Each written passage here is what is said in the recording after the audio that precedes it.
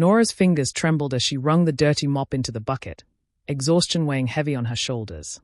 Beside her stood Lila, her 10-year-old daughter, quiet and watchful. The child's wide brown eyes carried both innocence and the worry of someone far too young to understand the burdens of survival. Nora had only recently secured this cleaning job at a towering corporate office, a brief relief from the constant stream of hardships that had scarred her life. Not long ago, Nora envisioned a different life, a happy marriage, a secure home, and a bright future for Lila. But when her husband passed unexpectedly, those dreams dissolved like smoke. Their modest savings vanished quickly, bills stacked higher than she could manage, and soon her landlord grew merciless. That very morning, his cruel ultimatum still echoed in her mind. By the end of the week, pay or get out with your child. The threat of homelessness clawed at her, reviving memories of shelters and restless nights begging for help. She had sworn Lila would never endure that again. Absorbed in her thoughts, Nora didn't notice the tall man striding into the building. Adrian, the CEO, was already in a sour mood, pressed for time on his way to an important meeting. His sharp suit matched his cold reputation, a man known for discipline and zero tolerance for mistakes. As he rushed toward the elevator, Nora turned abruptly to empty her mop water, and in a dreadful instant, the bucket tipped. Water splashed through the air and drenched Adrian from head to toe. Time seemed to freeze as Nora gasped, her heart slamming against her ribs. Her face drained of color, hands flying to her mouth. "Oh my God. I'm so sorry, sir. I didn't see you. Please forgive me." But Adrian's fury erupted. He wiped at his ruined suit, eyes blazing. "What the hell is wrong with you? Do you have any idea what you've done?" His booming voice echoed across the lobby. Nora stumbled over apologies, voice cracking. "It was an accident, I swear, please." But Adrian was unmoved. He pulled out his phone, issued a curt order, and within minutes the verdict fell. "Fired. Gather your things. Leave, and take your child with you," he said icily before disappearing toward his office. Tears stung Nora's eyes as she clutched Lila's hand and hurried out, the little girl's frightened voice breaking her heart. "Mummy, why are we leaving?" Unable to answer, Nora's chest tightened with dread. She had no savings, no backup plan, no one to turn to. But she thought of Ruth, her friend who had helped her find this job. Maybe Ruth had another solution. Nora rushed to her friend's place, her face streaked with tears. Ruth listened carefully, pulling her into a comforting embrace. "I'm so sorry, Nora. You've carried too much already. But listen, there's a house I know that needs a cleaner. The owner pays well. It's worth trying." Nora felt a flicker of hope. With gratitude, she promised to go the very next morning. Perhaps fate still had one door left open. That night, she prepared Lila's best clothes and whispered reassurances she didn't fully believe. The next day, they arrived at an imposing mansion, where Mrs. Bennett, the housekeeper, greeted them warmly. The home was vast and elegant, a world apart from their small apartment. Nora worked tirelessly, scrubbing and polishing while Lila lent small hands to dusting. But just as a fragile sense of accomplishment began to bloom, Nora froze at a photograph on the mantelpiece. The smiling man in the picture, arm around a beautiful woman, was Adrian, the very man who had cast her out.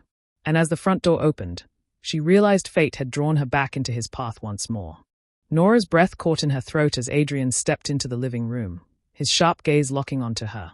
For a moment, silence stretched between them, heavy and suffocating. Adrian's frown deepened when he noticed Lila standing near the window, her small frame tense with unease. "You," Adrian muttered, disbelief dripping from his voice. "What are you doing here?" Nora's hands shook as she clasped them together, forcing herself to speak though her voice cracked. I didn't know this was your home. I only came because my friend said there was work here. I didn't mean to intrude." Adrian's expression hardened, suspicion sparking in his eyes. "First you ruined my suit, and now I find you in my house. Are you following me?" "No, sir," she pleaded, shaking her head. "I swear I didn't know. I just needed the work." For a long moment, Adrian said nothing, his jaw tight. He looked at Nora more closely this time, her drawn face, weary eyes, and the way Lila clung to her hand. They both appeared fragile, worn down by struggle. His irritation simmered, but something softened beneath it. He finally exhaled. "Just finish what you started. I'll pay you for the day. Then leave." Grateful she wasn't thrown out immediately, Nora murmured her thanks and returned to her tasks, though tears blurred her vision. She had prayed this job would open a new path, but destiny seemed determined to trap her in despair. By day's end, she collected her payment from the kitchen counter, ready to slip away quietly. But before she could leave, Adrian appeared again. His eyes, though stern, now carried a hint of conflict. "Wait," he said. "Tell me, how much do you owe your landlord?" Caught off guard, Nora faltered. I'm behind by 2 months. 30,000 naira. Adrian's expression shifted as though he'd reached a decision. "I'll settle 6 months' rent for you. But on one condition, you'll work here full-time as my housekeeper. You can bring your daughter." The words struck her like a lifeline. Nora blinked back tears, struggling to believe what she was hearing. "Thank you, sir. Truly. I'll work hard, I promise." The next morning, she and Lila returned, welcomed again by Mrs. Bennet, who outlined her responsibilities. The mansion was vast, demanding constant upkeep, but Nora threw herself into the work with determination. Lila, ever dutiful, helped in her small ways. Days turned into weeks, and slowly, the rhythm of stability returned. Yet whenever Adrian was around, Nora felt unsettled. He was unpredictable, sometimes kind and thoughtful, other times distant, like a man guarding hidden battles. One evening, as Nora tucked Lila into bed in their modest quarters, a knock startled her. She opened the door to find Adrian, uncharacteristically hesitant. "May I come in?" he asked. She stepped aside. Adrian's eyes drifted to Lila, who was already drifting into sleep, then returned to Nora. His tone was softer than usual. "I've been thinking. You and your daughter deserve more than this. I want you both to move into the main house." Nora froze. "Sir, I don't think." Adrian interrupted gently. "I'm not offering charity. This place is empty. Too quiet. Having you and Lila here, it might change that." Emotion tightened her throat. To be offered a true home again was almost too much. Adrian reached out, his hand brushing hers, surprisingly warm. "Say yes," he urged quietly. Nora's heart trembled, and she whispered, "Yes, sir." "Thank you." Life inside the grand house was a startling adjustment. For Lila, it was wonder, long hallways to explore, books and toys to enjoy, meals she never had to worry about. For Nora, however, unease lingered beneath the gratitude. She polished, scrubbed, and tidied with diligence, always conscious of Adrian's sharp presence. Adrian himself was hard to read. He was no longer the furious man she first met, yet he wasn't exactly approachable either. Sometimes he was almost kind, sharing a meal or asking after Lila. Other times, he locked himself away in his office, emerging with a cold, distracted expression. Then came Vivian. Vivian was stunning, poised, and carried herself as if the world owed her admiration. A longtime friend of Adrian's, she visited often. Nora quickly noticed the way Vivian's gaze lingered on him, the subtle touches, the proprietary air. She wasn't just a friend, Vivian wanted more. At first, Nora tried to keep her distance. But Vivian's interest soon turned toward her, cloaked in civility yet edged with scorn. One afternoon, as Nora arranged fresh flowers in the sitting room, Vivian approached. "You've landed on your feet rather well, haven't you?" she said smoothly, though her eyes were cold. Nora stiffened. "I'm only doing my job." Vivian's smile was thin. "Come now, we both know it's more than that. You've nestled into Adrian's good graces. But don't fool yourself, you don't belong here." Nora's stomach tightened, but she steadied her voice. "I'm here for my daughter and my work. Nothing else." Vivian leaned closer, lowering her voice to a venomous whisper. "You're nothing but a burden to him. A charity case. And charity doesn't last forever." The words stung, but Nora refused to show it. "I'm not trying to take anything from anyone," she said quietly. Vivian's expression darkened. "Stay in your place. Adrian is mine. Don't forget that." With a swirl of perfume and disdain, Vivian walked away, leaving Nora trembling but resolved. For Lila's sake, she would endure. Yet the tension only thickened. Adrian seemed unaware, or unwilling, to see the Cold War simmering beneath his roof. On rare evenings when he joined Nora and Lila at dinner, warmth flickered briefly, leaving her heart both hopeful and fearful. She couldn't deny the growing bond but feared it was as fragile as glass. The storm came on a rain-soaked night. Raised voices broke the stillness, Adrian's sharp with anger, Vivian's shrill with accusation. Nora rushed from the kitchen as they burst into the living room. Vivian clutched papers in her hand, waving them furiously. "Did you think I wouldn't find out? You've been sending her money. Large sums." Adrian's face darkened as he snatched the papers. This is private. You had no right. Private? Vivian spat. You're spending a fortune on that woman and her child. She's playing you, Adrian. She's taking you from me. Nora's blood ran cold. The kindness Adrian had shown was now twisted into betrayal. Vivian's eyes blazed with contempt. She's living in your home, enjoying everything that should be mine. Adrian stepped between them, his voice steel. Enough, Vivian. Nora has done nothing wrong. She's just trying to survive. Vivian's lips curled in fury, but Adrian's decision was final. With a bitter sneer, she stormed out, slamming the door. Nora stood frozen, shaken to the core. The battle had only just begun. The air in the mansion grew heavy after Vivian's departure.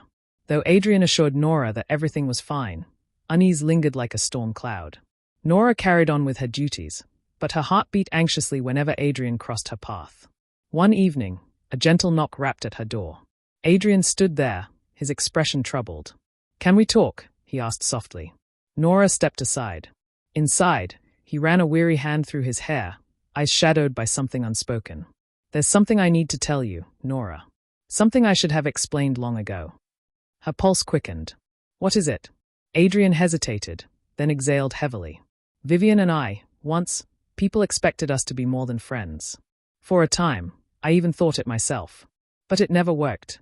She never let go, though. And I've been a coward, sending her mixed signals without meaning to." Nora listened in silence, her chest tightening. The suspicion she had carried was now laid bare. "I need to be honest with her, and with you," Adrian continued, stepping closer. His eyes, usually stern, softened. "Nora, I care about you. More than I've cared about anyone in years. You and Lila, you've brought life back into this house, into me." Her breath caught, emotions tangling inside her. She had felt the connection too, but she'd buried it beneath fear and doubt. To hear him confess it made her knees weak. I don't know what to say," she whispered. "You don't have to," Adrian murmured, gently taking her hand. "I just want you to know I'll do everything I can to keep you and Lila safe, to make you happy." Tears brimmed in Nora's eyes. For the first time in years, she allowed herself to hope, not just for survival, but for love. The weeks that followed deepened their bond. Adrian was attentive, kind, protective. Yet the shadow of Vivian lingered. Then came the call that unsettled everything. Vivian had been in an accident and wanted Adrian by her side. Nora's heart twisted with conflict. She didn't want to keep him from his friend, but she feared Vivian's hold. "What will you do?" she asked quietly. "I'll see her," Adrian said with resolve. "But I'll also make the truth clear once and for all." Nora nodded, trusting him though anxiety gnawed at her. Hours passed before Adrian returned, exhausted but lighter somehow. "She understands now," he said simply. "It's over between us. She knows it." Relief swept over Nora, though uncertainty clung. "And us?" she asked softly. Adrian's gaze held hers as he knelt, pulling a small box from his pocket. Inside, a diamond sparkled. "Nora," he said, voice thick with emotion. "I love you. I love Lila. Will you marry me?" Tears spilled down her cheeks as she whispered, "Yes." Their wedding was small, intimate, and filled with the warmth of chosen family. Beneath the garden's blossoms, Nora held Adrian's hands as vows bound them together. Gratitude surged through her as she looked back at the journey. The woman who once mopped corporate floors now stood cherished, secure, and loved. Lila, now blossoming at 12, stood proudly by her side, her smile radiant. She had transformed from a frightened child clinging to her mother into a confident young girl, flourishing in stability. Nora's heart swelled with pride. As Adrian kissed her at the altar, tears glistened in her eyes. She had faced homelessness, humiliation, and despair. She had been cast aside and scorned. Yet, through resilience and a twist of fate, she had found not only security but love. Adrian, once a stranger whose anger had nearly crushed her, was now her partner, her safe harbor. More than that, he had embraced Lila as his own, offering them both a family they never thought possible. When the ceremony ended, laughter and joy filled the air. Guests raised glasses, toasting to love, resilience, and new beginnings. Nora looked around, taking in the faces of those who had supported her journey. She realized every hardship had led her here, to this moment. Life still held uncertainties, she knew. Challenges would come, shadows might linger, but she no longer faced them alone. She had Adrian by her side, Lila thriving before her, and a home brimming with love. Nora had discovered something far greater than she had ever dreamed. She had found a second chance, a life stitched together not from wealth alone but from compassion, perseverance, and hope. And as the sun dipped beyond the horizon, painting the sky with promise, Nora held her daughter's hand in her husband's arm, stepping forward into a future radiant with possibility.